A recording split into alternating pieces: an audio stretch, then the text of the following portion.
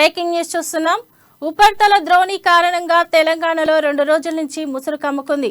హైదరాబాద్ మహానగరం అయితే 2 రోజులుగా ముసురు కమ్మేసింది. గత రాత్రి నుంచి భారీ వర్షం కురుస్తోంది. దీంతో నగరంలోని పలు ప్రాంతాలు జలమయమయ్యాయి. రోడ్లపై భారీగా వరద నీరు వచ్చి చేరడంతో వాహనదారులకు తీవ్ర ఇబ్బందులు ఎదురవుతున్నాయి.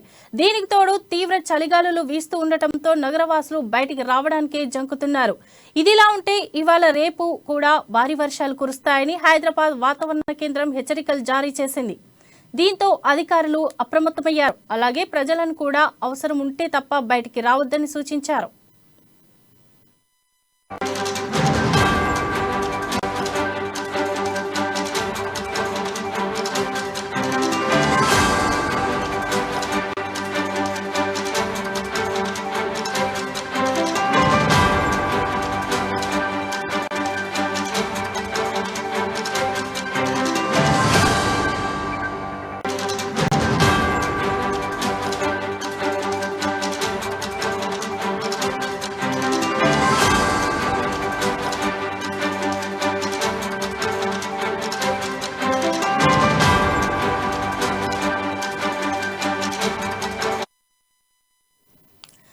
ఉపరితల ద్రోణి కారణంగా తెలంగాణలో 2 రోజుల నుంచి ముసురు కమ్ముకుంది.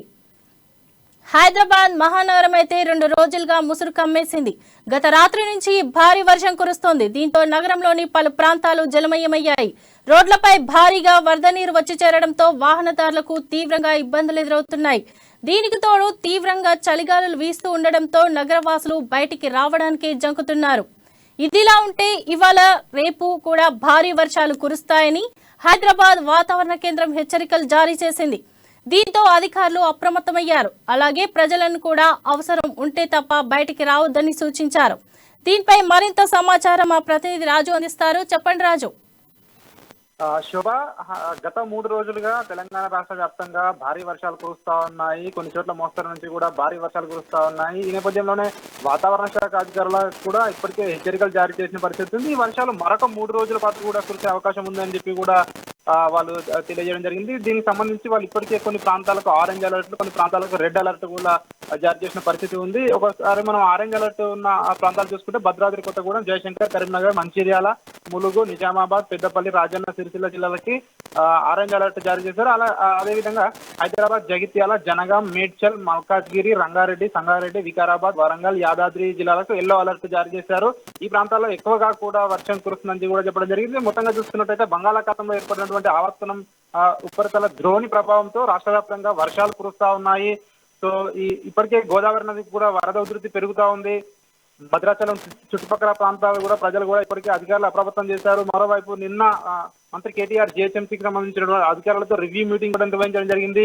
సో ముఖ్యంగా ప్రాణ నష్టం లేకుండా ఒక్క ప్రాణం కూడా పోకుండా ఖచ్చితంగా ఈసారి వర్షాలకు అధికారులు కూడా అప్రమత్తమై ఉండాలని చెప్పి కూడా చెప్పడం జరిగింది. అదేవిధంగా గురు, శుక్ర, శని అంటే ఈ 3 వారాలు కూడా భారీ వర్షాలు పడతాయని చెప్పి హైదరాబాద్ వాతావరణ శాఖ ఇప్పటికే స్పష్టం చేసిన పరిస్థితి ఉంది. దీనికి తోడు కొద్దిసేపటి క్రితమే మంత్రి సబితా ఇంద్రారెడ్డి తెలంగాణ రాష్ట్రంలో ఉన్నటువంటి విద్యా సంస్థలకు 2 రోజుల పాటు సెలవు ప్రకటిస్తూ ట్విట్టర్ ద్వారా వెల్లడించడం జరిగింది.